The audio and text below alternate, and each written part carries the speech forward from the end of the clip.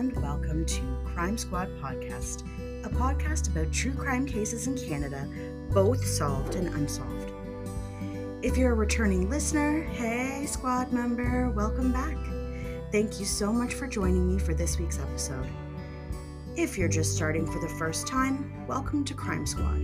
I hope you'll join the squad and subscribe to the podcast so you don't miss any episode uploads. Today's episode is a continuation of the series The Devil's Playground, which is a special interest series I'm writing about London, Ontario's Elgin Middlesex Detention Centre, which I typically abbreviate to EMDC. If you want the background on this story, I recommend you stop and go back to part 1 of this series. This episode will feature the tragic stories of 4 inmates who were remanded into custody at this jail: Michael Fall, Murray Davis, Ronald Jenkins, and Justin Struthers. As a quick refresh for those of you who have been listening to this series from the beginning, since 2009, there have been 20 inmate deaths at the EMDC. The families and friends of these individuals are left with so many questions in addition to their utter grief for the loss they've experienced. I do want to warn you that this episode will contain discussion around substance use, suicide, and death. I always try to announce when this is going to happen and tell you how much time to skip forward, but I do want to make sure I call this out.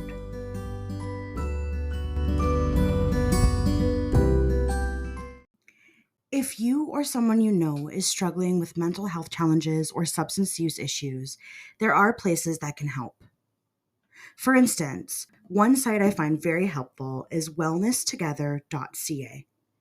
This is the site of Wellness Together Canada, where you can get the right support always for free. They have a ton of information on this website, and the focus really is mental health and substance use support. You can also speak to a counselor right on the website. So just consider that if you need reference. This is something that could possibly really help out. All right, squad. So let's get into today's episode.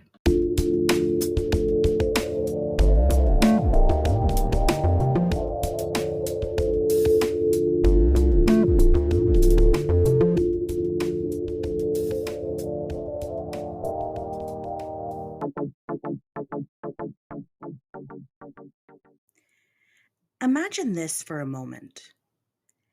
A pleasant warmth generating within your body, radiating to every limb and gently relaxing you from your head to the tips of your fingers, all the way down to the tips of your toes.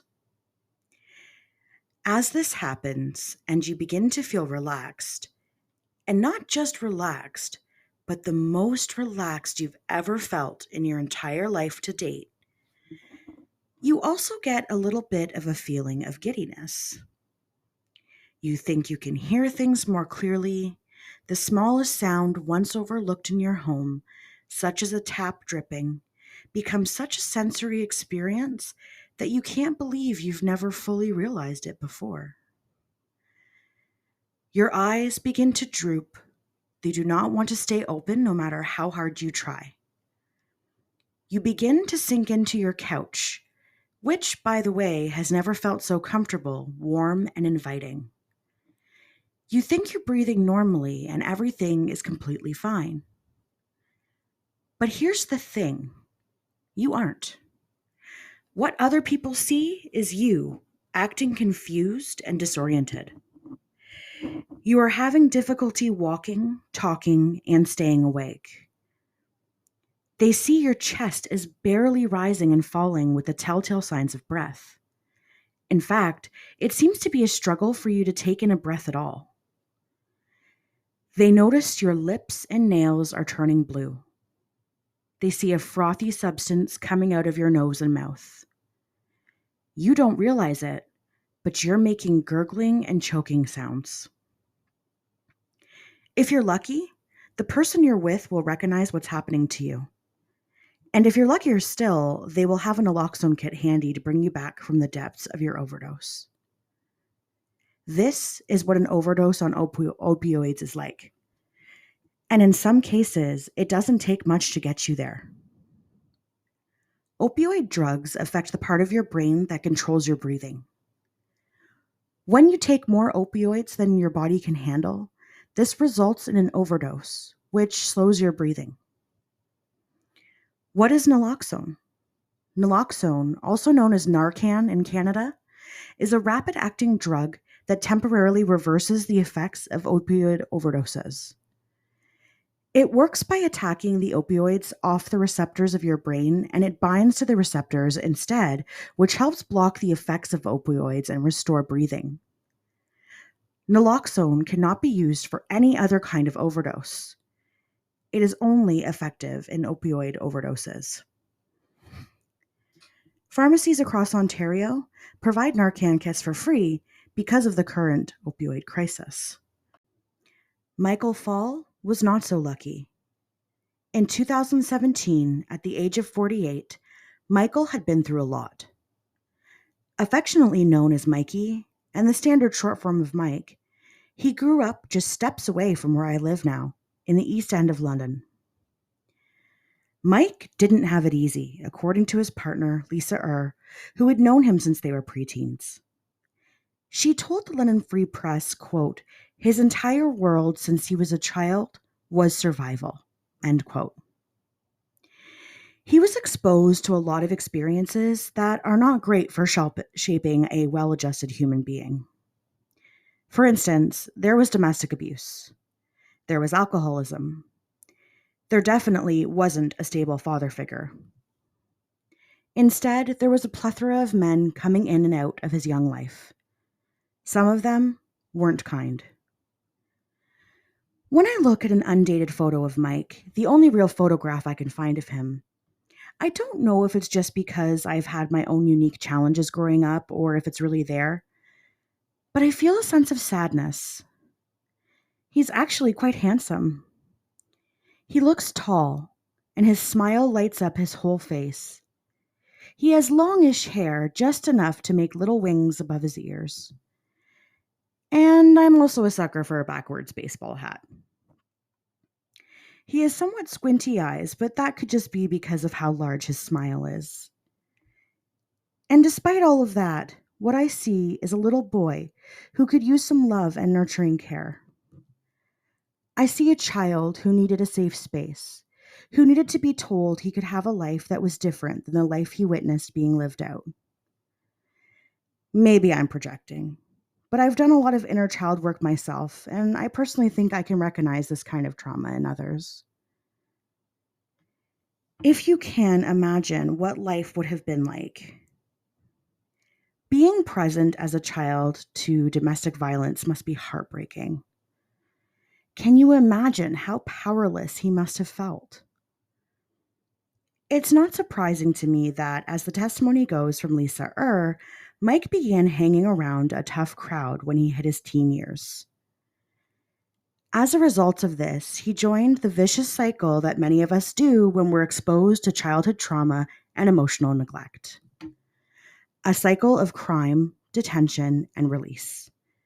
A cycle of addiction, a way to numb the pain.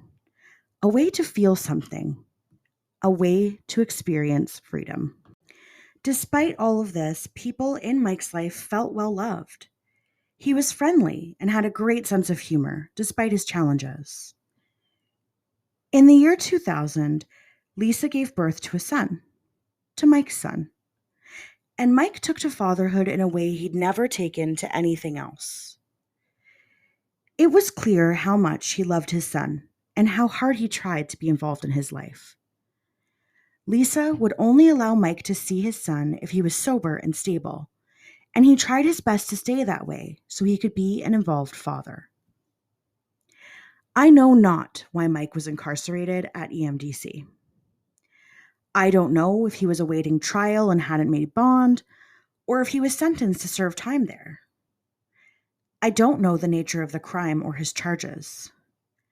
But what I do know is he was at the EMDC in July of 2017.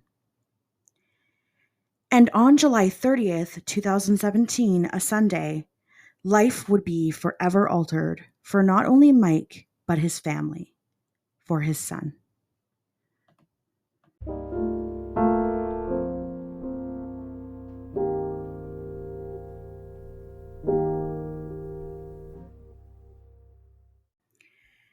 how many of us can sit in our houses with our belief systems behind computers or phones and judge? In my opinion, most of us. The comments I've seen on posts about the overdose deaths at EMDC can be so cruel and cutting. People saying things like good riddance or if you couldn't handle jail, why did you do the crime?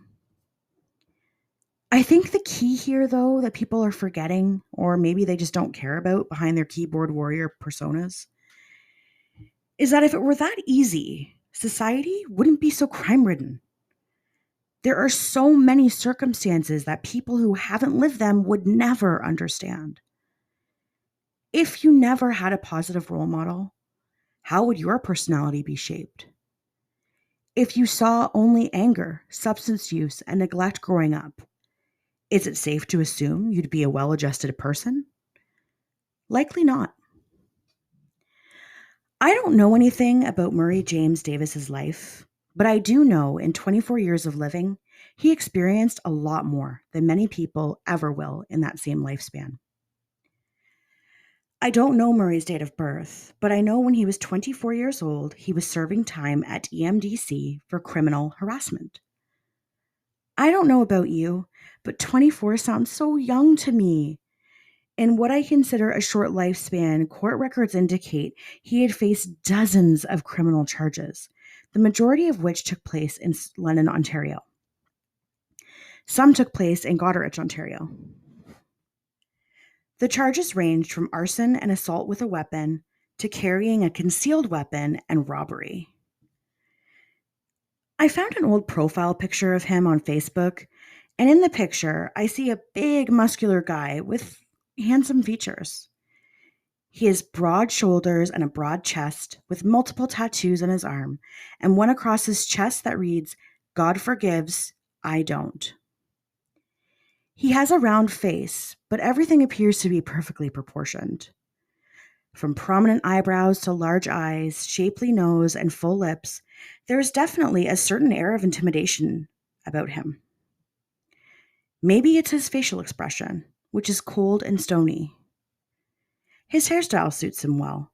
Shaved on the sides and back with sharp edges and worn long and slick back on top, it's almost a military-style haircut. Despite all of his previous arrests and issues, he had a family and friends who really loved him. His sister remembers him as a great brother and illustrated that she didn't care that he'd been in and out of jail. He was her brother, and he wasn't defined for her by the things he'd done. In mid-August of 2017, despite being in lockup, Murray was in good spirits. He was going to be released the morning of August 18th, 2023, according to former inmate Terry Bowden. The morning of August 17th, the guards would hear Murray's cellmates screaming for help. Maybe Murray was celebrating his upcoming release, or maybe he was just upset he was just using because something was available. But unfortunately, Murray overdosed on what was later determined to be fentanyl. He was declared dead on the morning of August 17th. Murray's mother and father were understandably completely devastated. His mother, Lisa, wants to see change. She told CBC Canada, quote, "I don't understand how these drugs are getting into the jail. Why do they not try to stop it? There's got to be something they can do." End quote. And there are definitely things that could and should be done. But the jail has the right to decide which recommendations it wants to adhere to or not. One of the recommendations put forward after a coroner's inquest was that the EMDC should install body scanners.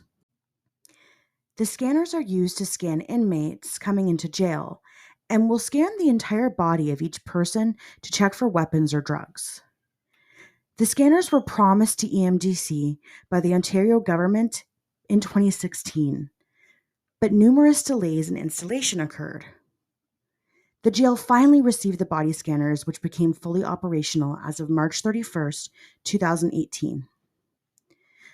Of course, like anything, there are concerns that the scanners, which were actually installed across multiple incarceration facilities in Ontario and cost $9.5 million to install and then further maintain, aren't necessarily going to prevent drugs from getting into the jail. The very legitimate worry is that the technology may not actually be very useful when it comes to screening for opioids of all things. Opioids are much harder to detect than drugs like pot. When you bring in small amounts of drugs that are small to begin with, think the size of a pill, a body scanner can't necessarily detect that. Murray, at the age of 24, tragically lost his life to the silent killer fentanyl. He had so much ahead of him and left so many behind. One of those he left behind was his girlfriend, Brittany. And remember, it's easy for us to judge what the media portrays as a hardened criminal, young but ruthless, who died while in custody. But Murray clearly touched Brittany's life in a way she will never forget. I found a public Facebook post from her posted on August 28th, 2017. In it, Brittany writes to Murray. She says, quote, "You are my very first love. You are my life, my world, my entire universe. You were the one who taught me how to love, show me to look at life in different ways. I saw the world in black and white until God gave me you, then I saw in color. Since the day I met you, my life has gotten a lot better and continues to get better. Until I found out what happened. If only I knew that you were going to be taken, I would have loved you deeper. I'd have tried harder. I would have laughed harder. I wish you were still here to hear your voice. I missed you, Murray. I love you since the very first day I laid my eyes on you. And I love you to the day my eyes close. I'll never forget you or any of my memories. I hold them the very closest to me. I don't think I'll ever be okay because it's not okay that you were taken. But I know one day I'll see you again. Everything reminds me of you, which is good and sad. I'm grateful for having you in my life. You touched my soul in a very special way. I'll love you forever. Watch over me, you handsome little angel." End quote.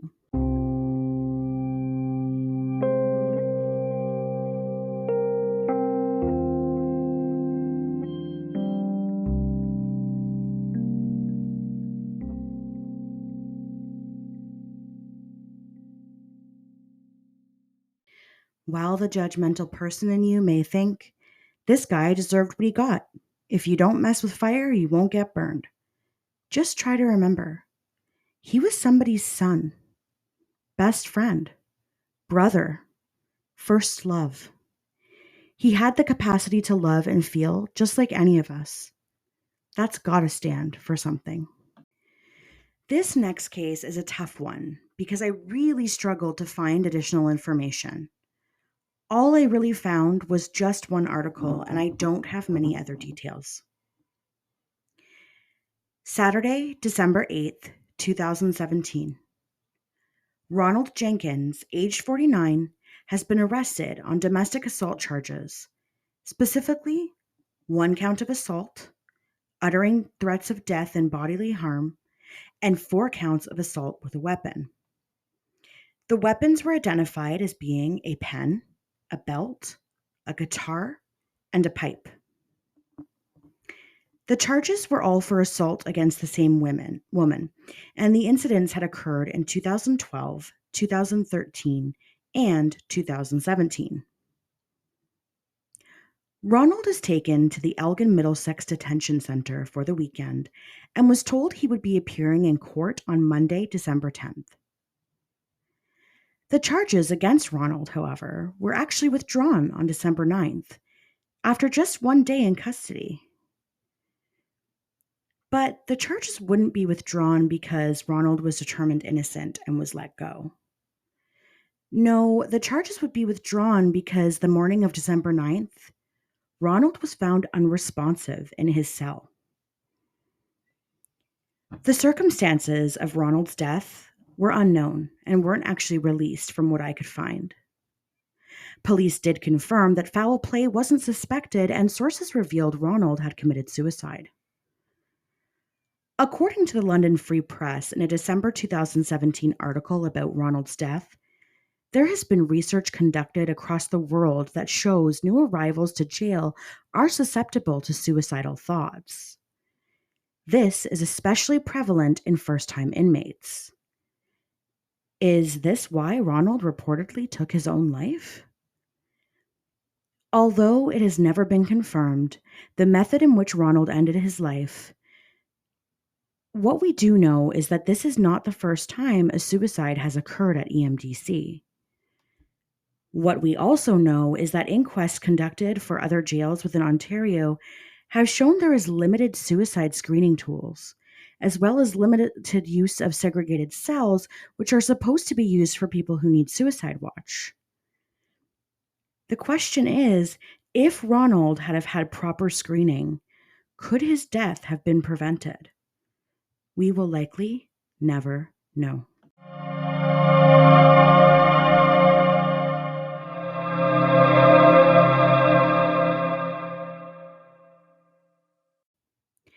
Justin Struthers entered this world in 1988, and sadly, he would already have a difficult struggle ahead of him, just as a newborn infant.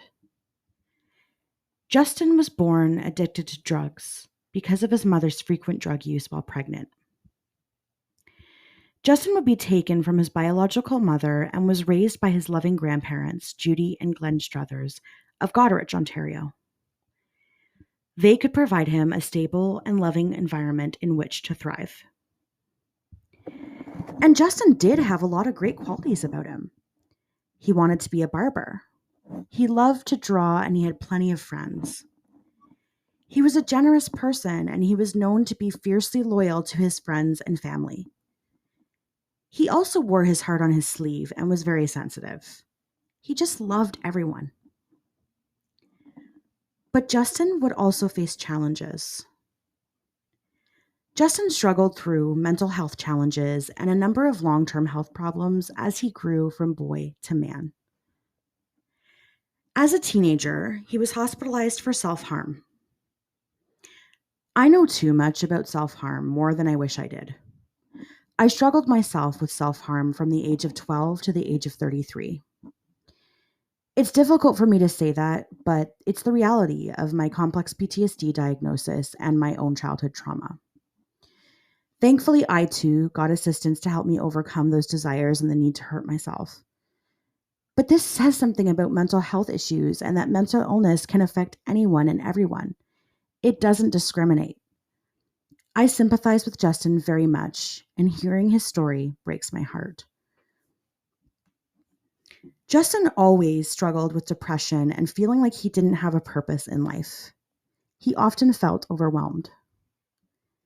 In 2014, Justin had his first experience with law enforcement and incarceration. He was involved in a police chase in Huron County in January of 2014. Caught after evading police, he was found with drugs and a stolen gun that he was planning to use to take his own life. For this crime, he was incarcerated for 3 years in Millhaven Institution. While locked up, Justin's former girlfriend, Amber, gave birth to twin girls. Justin was the father.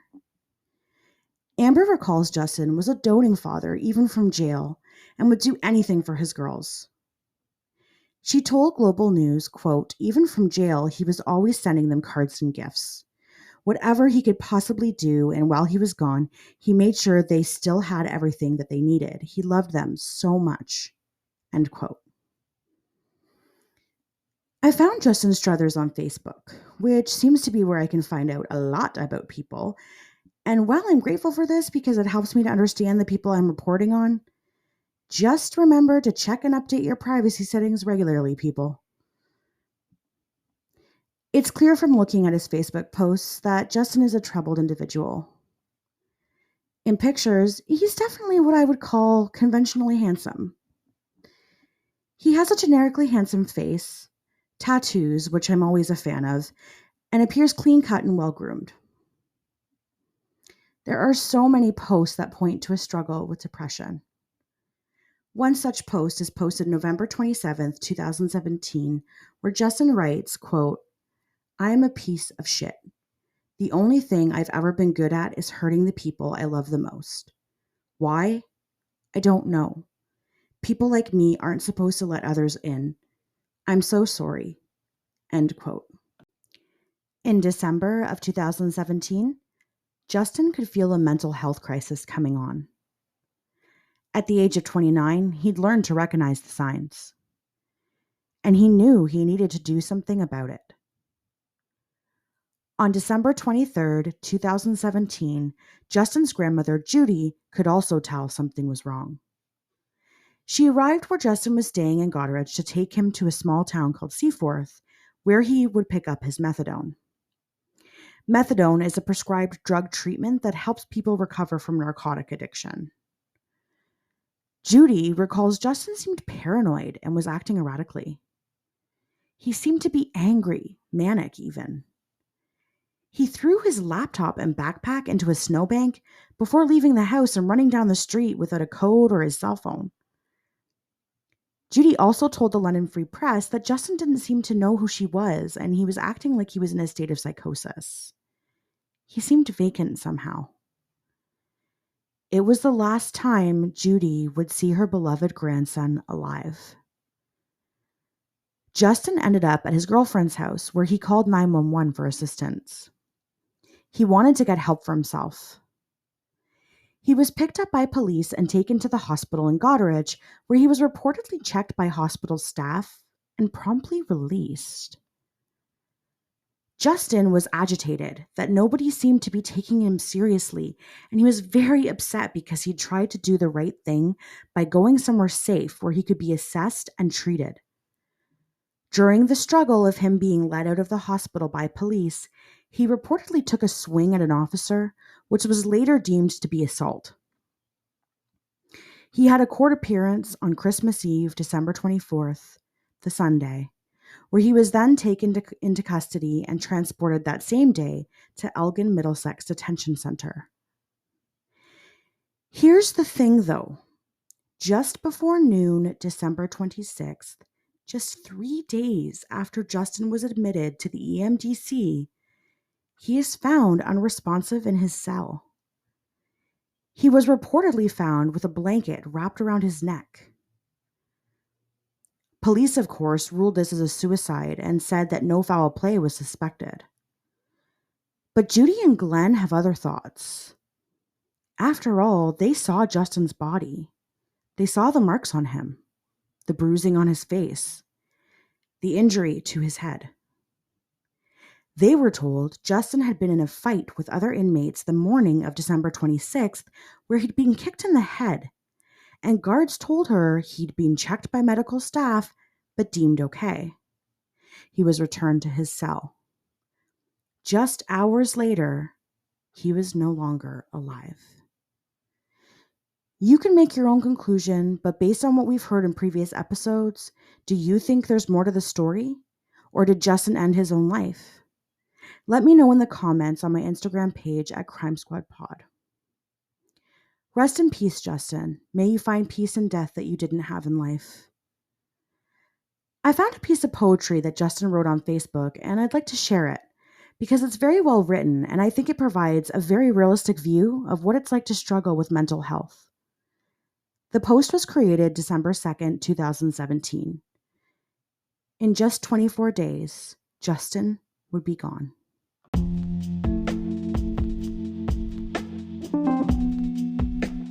My family don't understand what I go through.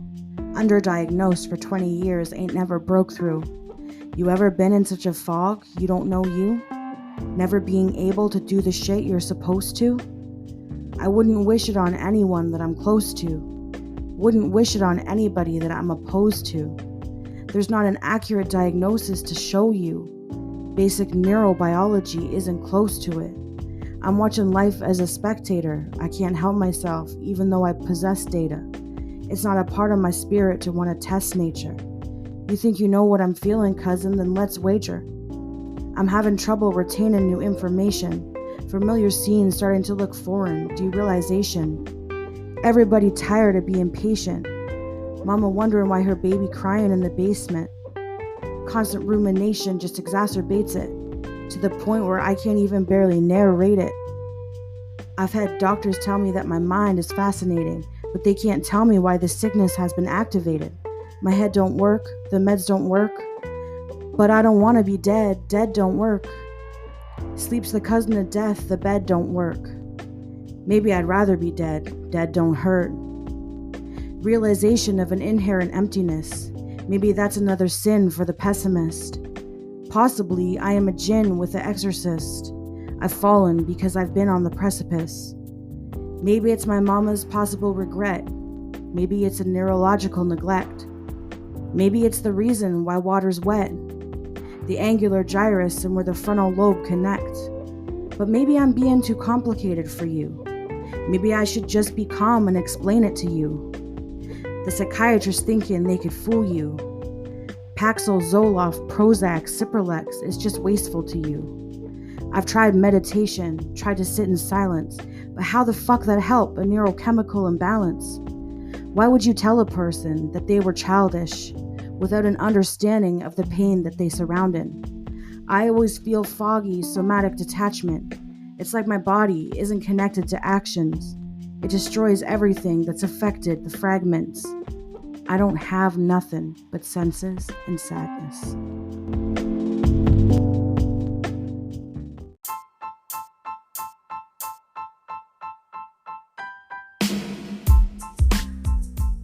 So, squad, that's going to do it for this week's episode of the special series, The Devil's Playground Part 3.